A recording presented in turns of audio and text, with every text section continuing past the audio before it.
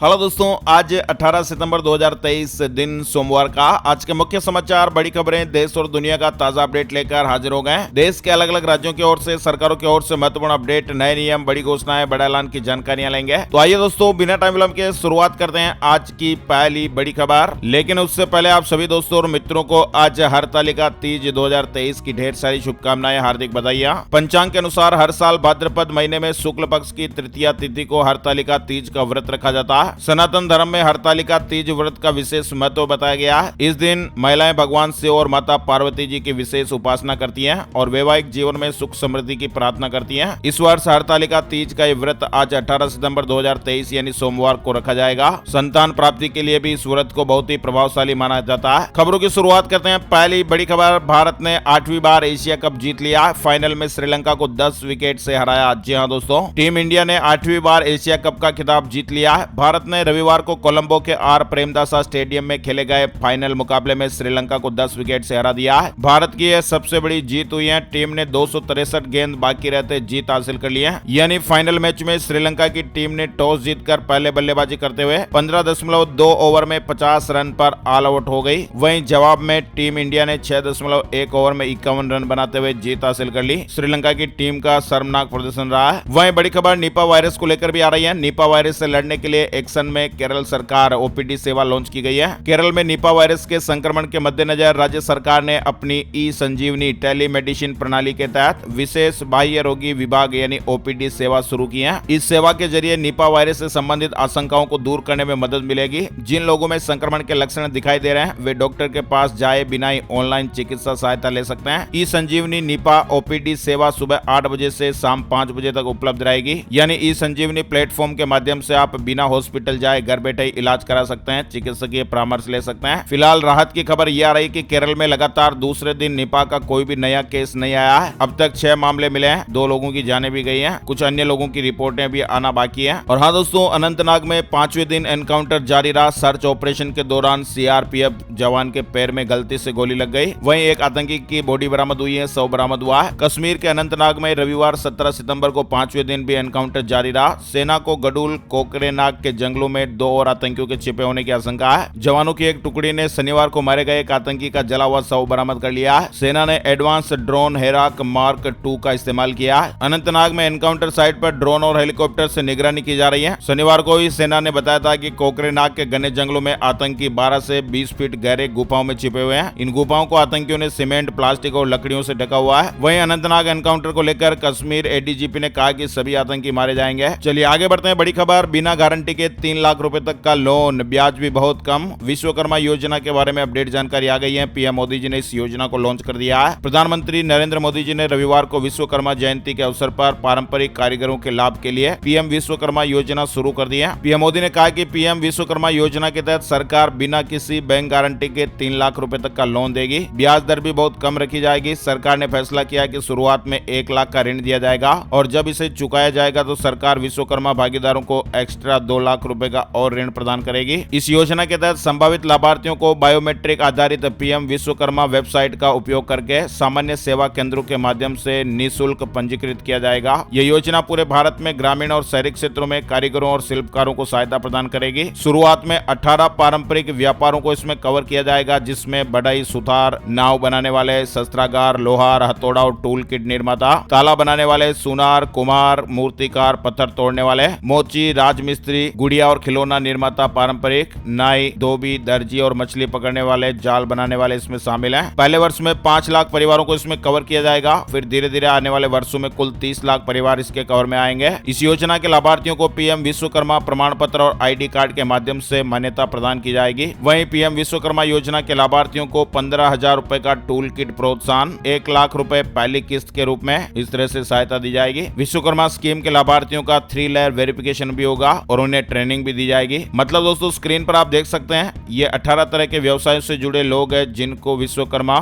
योजना का फायदा मिलेगा। चलिए बड़ी खबर है, संसद का विशेष सत्र आज से शुरू हो रहा है। 5 दिन 8 बिल और नए भवन में एंट्री भी। संसद के 5 दिवसीय सत्र की शुरुआत आज सोमवार से होगी। नए सत्र के शुरू होने से पहले इस बात को लेकर चर्चा जोरों पर है कि क्या सरकार इस दौरान कुछ चौंकाने वाली चीजें पेश करेगी। दरअसल सत्र में संसद के 75 साल के सफर पर चर्चा होगी और संसद को नए भवन में स्थानांतरित किया जाएगा। संसदीय संसदीय कार्य मंत्री प्रहलाद जोशी ने कहा कि सत्र के दौरान कुल 8 विधेयकों को चर्चा और पारित कराने के लिए सत्र में सूचीबद्ध किया गया है। वहीं सोमवार से ही संसद के विशेष सत्र का आगाज होगा, लेकिन उससे पहले ही रविवार को नई दिल्ली में सर्वदलीय बैठक बुलाई गई। बताया जा रहा है कि इस बैठक के दौरान विपक्षी सांसदों ने चुनाव आयुक्त की नियुक्ति के लिए लाए जा रहे विधेयक का विरोध किया। बड़ी खबर आ रही है, यूनेस्को की विश्व विरासत सूची में शामिल किया गया शांति निकेतन। पश्चिम बंगाल स्थित शांति निकेतन को यूनेस्को की विश्व विरासत सूची में शामिल किया गया। नोबेल विजेता और प्रसिद्ध कवि रविंद्रनाथ टैगोर ने 1 सदी पहले शांति निकेतन में विश्व भारती का निर्माण किया था। शांति निकेतन को यूनेस्को की विश्व विरासत सूची में शामिल किया गया और ये देश के लिए एक बड़ी उपलब्धि है। शांति निकेतन पश्चिम बंगाल के बीरभूम जिले में स्थित है। एप्पल आज iOS 17 रोल आउट करेगा। 2 फोन को पास में लाकर आप कॉन्टैक्ट शेयर कर पाएंगे। लाइव वॉइस मेल सहित कई तरह के नए फीचर्स आपको देखने को मिलने वाले हैं। टेक कंपनी एप्पल आज यानी 18 सितंबर को iOS 17 का स्टेबल वर्जन सभी के लिए रोल आउट करेगी। बीटा यूजर्स इसे पहले से ही यूज कर रहे हैं। नया ऑपरेटिंग सिस्टम आ रहा है और इसकी वजह से आपके आईफोन को और भी ज्यादा पावरफुल बनाने का प्रयास करेगा एप्पल। आयुष्मान योजना का तीसरा फेज शुरू हो गया। मोबाइल ऐप के जरिए आप खुद ही ऑनलाइन अपना कार्ड बनवा पाएंगे। 5 लाख रुपए का हेल्थ इंश्योरेंस मिलेगा। आयुष्मान योजना का तीसरा फेज आयुष्मान 3.0 17 सितंबर से शुरू हो चुका है। यानी तीसरे फेज में कार्ड बनवाने की जो प्रोसेस है इसे आसान बनाया गया। इस बार आप खुद ही ऑनलाइन रजिस्ट्रेशन करके आयुष्मान कार्ड बना सकते हैं। वहीं बड़ी खबर है, सोनिया गांधी ने विधानसभा चुनाव से पहले तेलंगाना की जनता से 6 गारंटी का वादा किया है। महिलाओं को हर महीने 2500 रुपए और मात्र 500 रुपए में गैस सिलेंडर। यानी चुनाव से पहले कांग्रेस ने ये 6 बड़े वादे किए हैं। महालक्ष्मी गारंटी, महिलाओं को हर महीने 2500 रुपए की वित्तीय सहायता। आरटीसी बसों में फ्री यात्रा, 500 रुपए में एलपीजी सिलेंडर। दूसरी गारंटी रायतू भरोसा गारंटी, किसानों को सालाना 15,000 रुपए की सहायता। खेतिहर मजदूरों को 12,000 की सहायता और धान की फसल पर 500 रुपए का बोनस। वहीं गृह ज्योति गारंटी है जिसमें सभी घरों को 200 यूनिट फ्री बिजली मिलेगी। इंदिरमा इंदू गारंटी, जिनके पास अपना घर नहीं है उन्हें मकान और 5 लाख रुपए दिए जाएंगे। तेलंगाना आंदोलन सेनानियों को 250 वर्ग गज के प्लॉट मिलेंगे। वहीं युवा विकासम, छात्रों को 5 लाख रुपए के विद्या भरोसा कार्ड दिए जाएंगे। हर मंडल में एक तेलंगाना इंटरनेशनल स्कूल होगा। इसके अलावा चयूथा 4,000 रुपए की मासिक पेंशन, 10 लाख रुपए का राजीव आरोग्यश्री बीमा भी मिलेगा। तो इस तरह से ये 6 गारंटियां दी गई है। आगामी विधानसभा चुनाव से पहले कांग्रेस पार्टी ने हैदराबाद में कांग्रेस कार्य समिति की बैठक के बाद एक जनसभा में कांग्रेस पार्टी की पूर्व अध्यक्ष ने ये बड़े चुनावी ऐलान किया है। उत्तर कोरिया के तानाशाह किम जोंग उन की रूस की यात्रा पूरी हो गई है। तोहफे में मिले 5 ड्रोन और बुलेट प्रूफ जैकेट। यानी उत्तर कोरियाई नेता किम जोंग उन की रूस यात्रा पूरी हो गई है। रविवार को बख्तरबंद ट्रेन से अपने देश के लिए रवाना हो गए। वहीं युद्ध के मैदान के साथ अब यूएन की इंटरनेशनल कोर्ट में भिड़ेंगे रूस और यूक्रेन। आज यानी सोमवार को रूस और यूक्रेन यूएन की इंटरनेशनल कोर्ट के समक्ष मामले में आमने सामने होंगे। यानी यूक्रेन ने रूस के खिलाफ इंटरनेशनल कोर्ट में एप्लीकेशन दी थी और आज सुनवाई है। यूक्रेन युद्ध से बड़ी सीख मिल रही है। लंबी दूरी के घातक हथियार जमा करेगा भारत, गड़बड़ की तो अंदर तक होगा प्रहार। यानी रूस और यूक्रेन युद्ध से बड़ी सीख लेते हुए भारतीय सेना ने आधुनिक हथियारों की खरीद और घातक लंबी रेंज के हथियारों को शामिल करने का फैसला किया है। हरियाणा से जुड़ी बड़ी खबर, हरियाणा में 20 सितंबर से शुरू होगी धान और बाजरे की खरीद। 6 से 7 लाख मीट्रिक टन बाजरा एमएसपी पर सरकार खरीदेगी। कृषि मंत्री जी ने इस तरह की बात कही है। वहीं पानीपत में मेजर आशीष के घर पहुंचे सीएम। कश्मीर के अनंतनाग में 13 सितंबर को आतंकियों से मुठभेड़ में शहीद हुए मेजर आशीष दोंचा के घर हरियाणा के सीएम मनोहर लाल खट्टर पहुंचे। उन्होंने कहा कि 50 लाख के अलावा पत्नी को नौकरी दी जाएगी। स्कूल पार्क का नाम रखने पर भी विचार होगा। वहीं दोस्तों एक बेहद ही चौंका देने वाली ये खबर सामने आ रही है। राजस्थान के भरतपुर के कामा थाना इलाके में शनिवार रात एक ऐसी बच्ची ने जन्म लिया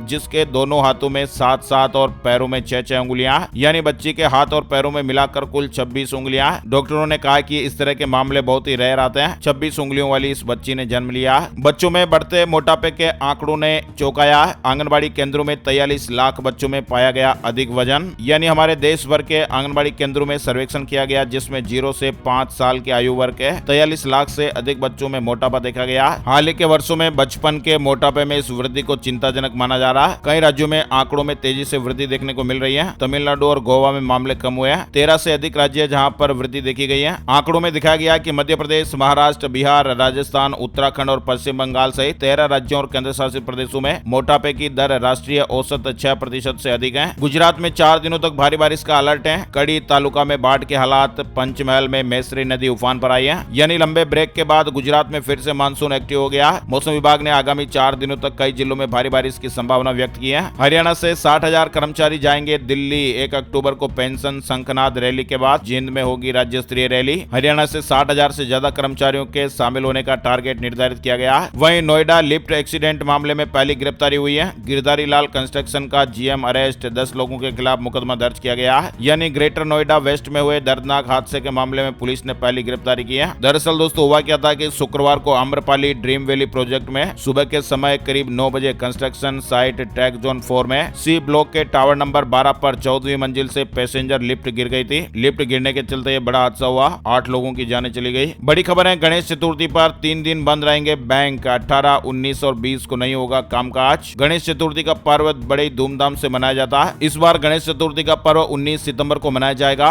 इस मौके पर बैंकों में 18, 19 और 20 सितंबर को अलग अलग जगहों पर छुट्टी रहेगी। इसके अलावा 17 सितंबर को रविवार होने की वजह से देश भर में बैंक बंद रहे। किन किन जगहों पर बैंकों में अवकाश रहेगा? रिजर्व बैंक ऑफ इंडिया की हॉलीडे लिस्ट के मुताबिक वर सिद्धि विनायक व्रत या विनायक चतुर्थी के मौके पर 18 सितंबर को बेंगलुरु, चेन्नई, हैदराबाद, तेलंगाना में बैंक बंद रहेंगे। वहीं 19 सितंबर को अहमदाबाद, बेलापुर, भुवनेश्वर, मुंबई, नागपुर, पणजी में गणेश चतुर्थी के कारण बैंक हॉलीडे रहेगा। 20 सितंबर यानी गणेश चतुर्थी के दूसरे दिन नुआखाई के चलते भुवनेश्वर और पणजी में बैंक बंद रहेंगे। इस तरह से भुवनेश्वर और पणजी में 19 और 20 सितंबर को बैंक बंद रहेंगे। आरबीआई की ऑफिशियल वेबसाइट पर बैंक हॉलीडे में आप डिटेल जानकारी और देख सकते हैं। बैंकों की छुट्टियां अलग अलग जगहों पर त्योहारों के हिसाब से अलग अलग रहती है। चलिए आगे बढ़ते हैं। बड़ी खबर, लंबे समय से अलग रह रहे पति का किसी अन्य महिला के साथ रहना क्रूरता नहीं। हाई कोर्ट ने यह बड़ा अपडेट दिया। अगर कोई पति लंबे वक्त से पत्नी से अलग रह रहा हो और दोनों के फिर साथ आने की गुंजाइश ना हो तो उसका किसी अन्य महिला के साथ रहना क्रूरता नहीं है। दिल्ली हाई कोर्ट ने तलाक से जुड़े मामले में अपने एक हालिया आदेश में इस तरह की बात कही है। यानी फैमिली कोर्ट की तरफ से कपल के तलाक की मंजूरी को बरकरार रखते हुए हाई कोर्ट ने कहा कि इतने लंबे समय तक अलग रहने के बाद हो सकता है कि पति को किसी अन्य महिला के साथ रहने में सुकून और सहूलियत मिलती हो। बड़ी खबर, दिल्ली न्यूज अपडेट। दिल्ली की सड़कों पर अब लगेंगे एआई बेस्ड कैमरे। 24 घंटे निगरानी होगी, नियम तोड़ने वालों पर कार्रवाई होगी। 24 घंटे राजधानी की सड़कों की निगरानी की जाएगी। साथ ही दोस्तों एक हैरान कर देने वाली खबर है, 5000 बिच्छुओं के साथ बिताए थे 33 दिन। इस महिला के नाम दर्ज है दुनिया का सबसे अनोखा वर्ल्ड रिकॉर्ड। दरअसल थाईलैंड की रहने वाली एक महिला ने कुछ साल पहले ही एक अनोखा वर्ल्ड रिकॉर्ड बनाया था और वह 5000 से भी अधिक बिच्छुओं के साथ एक कमरे में 33 दिन तक रही थी। फिलहाल महिला का ये रिकॉर्ड आज दिन तक कोई भी नहीं तोड़ पाया। इस महिला का नाम गिनीज वर्ल्ड रिकॉर्ड में दर्ज हुआ है। पाकिस्तान से वापस भारत लौटेगी अंजू। पाकिस्तानी पति ने कहा मानसिक रूप से परेशान है फातिमा। प्यार के लिए सरहद पार कर पाकिस्तान पहुंची अंजू अब भारत लौटेगी। इस बात का खुलासा अंजू के पाकिस्तानी पति नसरुल्लाह ने किया।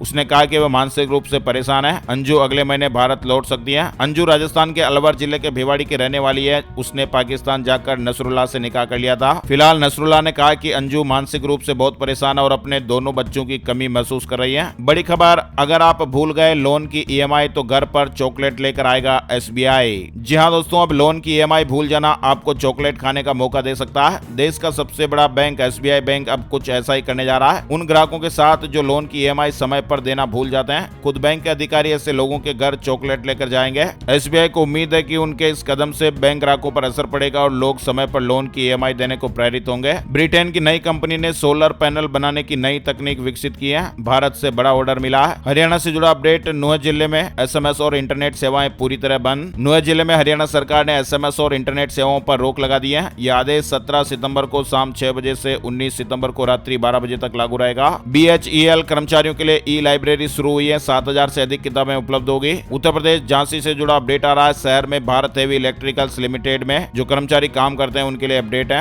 ई लाइब्रेरी की शुरुआत से कर्मचारी और उनके परिवार के लोगों को 7000 से अधिक पुस्तकों तक पहुंच मिलेगी। इन किताबों को पढ़ने के लिए लोगों को कहीं जाने की जरूरत नहीं होगी। हर व्यक्ति को एक लॉगिन आईडी और पासवर्ड मिलेगा। ई लाइब्रेरी में किताबें पढ़ पाएंगे। हिमाचल में महंगा होगा घर बनाना। सरकार ने सीमेंट पर टैक्स बढ़ा दिया। अब हर 50 किलो के सीमेंट के बैग पर आपको 3 रुपए ज्यादा चुकाने पड़ेंगे। उत्तर प्रदेश से जुड़ी खबर, छात्रा को दुपट्टा खींचने वालों का पुलिस एनकाउंटर। सिपाही की राइफल छीनकर भाग रहे थे मनचले, तीनों को गिरफ्तार कर लिया गया। यूपी के अंबेडकर नगर में स्कूल से घर जा रही छात्रा का दुपट्टा खींचने वाले 3 आरोपियों को पुलिस एनकाउंटर में गिरफ्तार कर लिया गया। सीएम योगी ने गोरखपुर पर सौगातों की बारिश की है। 76 परियोजनाओं का लोकार्पण और शिलान्यास हुआ। बड़ी खबर आ रही है, राजस्थान के कई इलाकों में भारी बारिश देखने को मिल सकती है। चंबल खतरे के निशान से ऊपर, कोटा से धौलपुर तक अलर्ट जारी है। हिमाचल प्रदेश में भी मौसम में बदलाव दिखाई दिया। ऊंचाई वाले इलाकों में बर्फबारी, जोरदार बारिश का येलो अलर्ट जारी हुआ है। कई जगहों पर बरसात की गतिविधियां देखने को मिलेगी। Haryana NEET UG seat allotment round 3 का रिजल्ट जारी हो गया। यूपी से जुड़ी खबर, अब जन्म प्रमाण पत्र के लिए नहीं करना पड़ेगा आवेदन। इस ऐप के जरिए मिल जाएगा डिजिटल प्रमाण पत्र। उत्तर प्रदेश के सरकारी अस्पतालों में जन्म लेने वाले बच्चों का संबंधित अस्पताल से ही जन्म प्रमाण पत्र बनाया जाता है। प्रदेश के अस्पतालों में जन्म लेने वाले बच्चों को मां नवजात ट्रैकिंग सिस्टम ऐप यानी मंत्रा के जरिए तत्काल जन्म प्रमाण पत्र मिल जाएगा। खुश खबर आ रही है, अब भागलपुर में भी रुकेगी राजधानी एक्सप्रेस। बुकिंग शुरू हो गई है। आनंद विहार अगरतला राजधानी एक्सप्रेस का स्टॉपेज अब भागलपुर में भी होगा।